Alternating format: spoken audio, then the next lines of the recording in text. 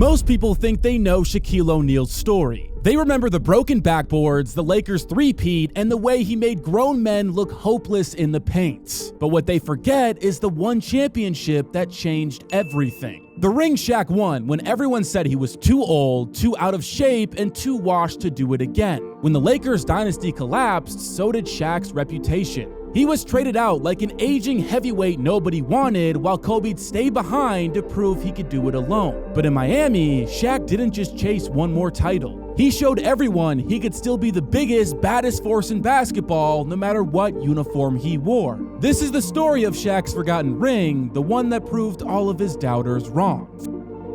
Remember this, 'cause I'm gonna bring a championship to Miami, I promise.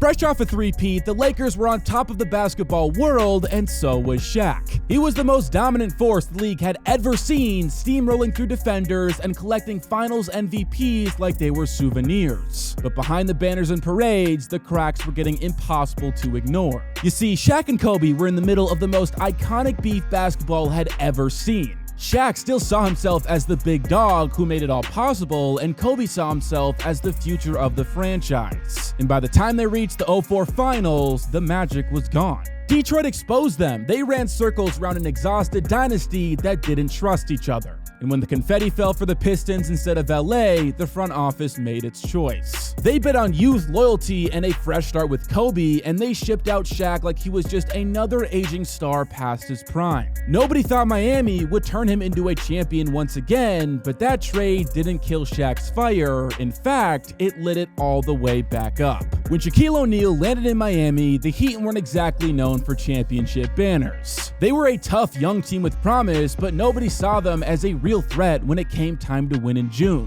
But what they did have was this little-known player named Dwayne Wade, a fearless second-year guard who was already making defenders look silly, but everyone knew Wade alone wasn't enough. And that's where the genius of Pat Riley reared its head. Riley had built dynasties before. He'd seen the biggest egos in basketball up close, and he knew what the Lakers front office had chosen to ignore. If you could light a fire under Shaq, you didn't just have a star, you had the most unstoppable big man on the planet. He built his entire plan around that bet, retooling the roster with tough veterans and the kind of role players who do the dirty work while Shaq and Wade got the spotlights. But not everyone was buying into the hype. The national media ran the same old storyline. Shaq was too heavy, he was too old, and he was too distracted by his next business deal to take basketball serious. Now Shaq heard all of it, and he loved it. You see, he wasn't wired like other stars. Criticism didn't weigh him down, it fueled him.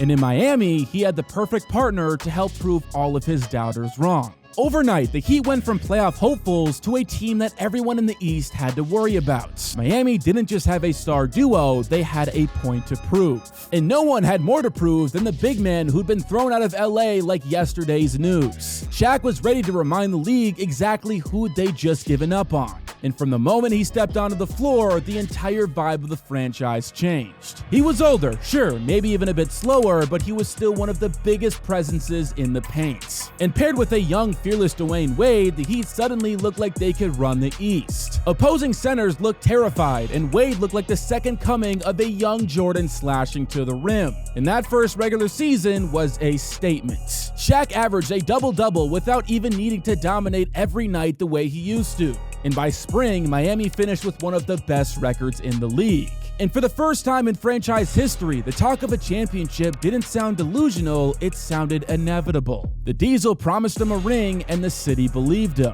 When the first round of the postseason arrived, this team looked ready to steamroll anyone. Shaq bullied smaller defenders under the rim, dropping elbows, clearing space, and sending a message that he was still the biggest problem in all of basketball. Wade played like a veteran well beyond his years, gliding to the rim, hitting clutch shots like he'd done it for a decade. Pat Riley's vision seemed bulletproof, everything was pointing towards a showdown with the finals on the line. But then they ran into Detroit, the same team that embarrassed Shaq in the finals just a year earlier. The Pistons turned every possession into a street fight. Hands were grabbing, elbows were swinging, nothing in the paint was easy. It was old school basketball at its finest. Wade got cracked with a rib injury that made every drive look painful, and Shaq kept battling under the rim with bruised legs and a shoulder that wouldn't fully cooperate. There was no backing down, but there wasn't enough left in the tank either. It all came down to Game 7 in Miami. The Heat pushed as hard as they could, but Detroit's defense choked the life out of every big run. One rebound here, one missed free throw there, and the window was slammed shut. The Pistons closed them out, and just like that, the dream season was over, one step short of the finals.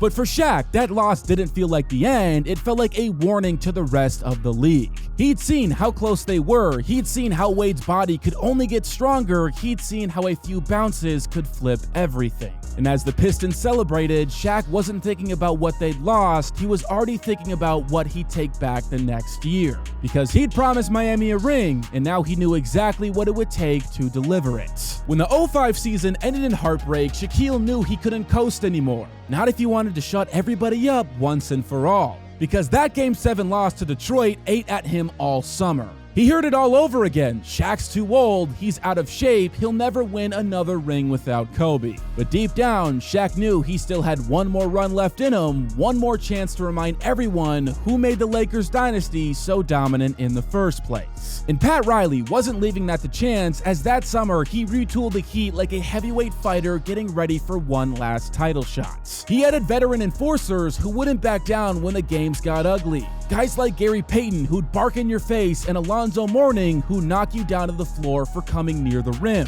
And by mid-season, Riley didn't like what he saw from the bench, so he fired his own coach and stepped back in himself. The message couldn't have been any clearer. There'd be no excuses, no shortcuts, and no one coasting on reputation. Now that regular season didn't look like a fairy tale on paper. The Heat weren't some 65-win juggernaut steamrolling the league. They had injuries, rough stretches, and head-to-head scratching losses to teams they should have crushed. But underneath it all, you could feel something brewing. Dwayne Wade had leveled up right in front of everybody's eyes. He wasn't just an exciting young guard anymore, he was a full-blown superstar who could take over any game at any moment. And behind him was Shaq, older, sure, but still that giant body in the paint that forced every defender to think twice before stepping inside. When the playoffs rolled around, nobody really knew which version of Miami would show up. The critics couldn't wait to call Shaq washed again, but Miami didn't flinch. They powered through the first two rounds like they were on a mission, sending a message with every hard screen, every block shot, and every dagger at the rim. And then came the rematch that everybody in South Beach had circled on training camp, the Detroit Pistons. The same Pistons who had broken Shaq's heart 2 seasons in a row, but this time Miami was healthy, this time there'd be no excuses.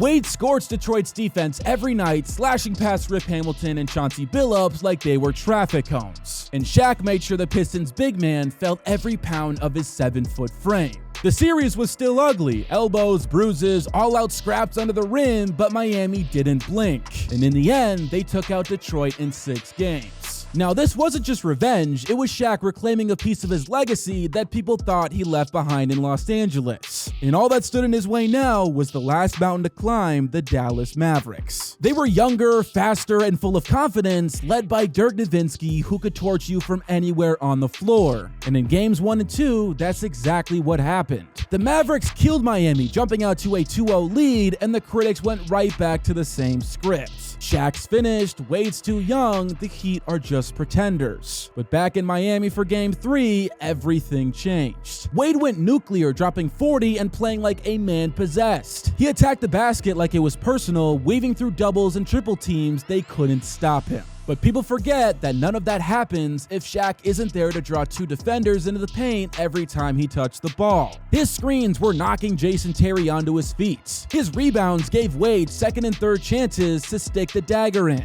And when Dallas tried to focus everything on Dwayne, Shaq slipped behind them for rim-rattling dunks that sucked the air out of the Mavericks' every momentum. Now after that Game 3, the Heat clawed back 1 win at a time. Game 4, Miami wins another tight one. Game 5, a Wade masterclass, an overtime thriller that Miami somehow survives. And by Game 6, the Mavericks looked like they'd seen a ghost. That same young team who went up 2-0 had no answers left. And when the final buzzer sounded in Dallas, Shaq didn't leap onto the scores table or wave a finger at the cameras, he just grinned. Because he promised Miami a championship and he delivered. He told the entire world that he wasn't done. The Diesel wasn't just a relic from the Lakers' glory days, he was still a champion on his own terms in his own way. The big man was back on top, and for a moment, nobody could say otherwise. For years, the question who really made the Lakers dynasty work hung over the NBA like a storm cloud. Was it the young assassin on the perimeter who wanted to be Michael Jordan, or the giant in the paint that made grown men look like ragdolls? But when the Lakers broke up, that question was finally answered. When Shaq promised Miami he'd deliver a title, he wasn't just talking to South Beach, he was talking to Kobe Bryant himself. And when the final buzzer sounded in 06, Shaq didn't need to say a word, the scoreboard said it all for him. 4 rings for the Diesel, 3 rings for Kobe, and in that moment, the big man had the last laugh.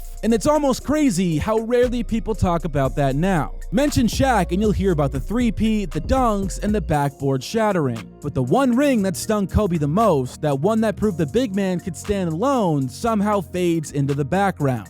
And maybe it's because of what happened next, maybe it's because Kobe wasn't wired to sit in anyone's shadow forever. But that 2006 title was never just another number on Shaq's resume. It was the moment that he silenced the talk shows, the sports writers, and the doubters in the Lakers front office. And for that one stretch of confetti and champagne, the Diesel had every right to hold up 4 fingers and remind everyone who really powered that dynasty. Now, of course, rivalries like this never die that easily. Because while Shaq was soaking in the glow of Miami's first championship, Kobe was back in Los Angeles watching it all play out and plotting his next move. And if there's one thing Kobe Bryant couldn't stand, it was letting somebody else have the last word. Shaq's forgotten ring didn't just rewrite his legacy, it pushed Kobe to rewrite his own. But that part of the story is a conversation for another day.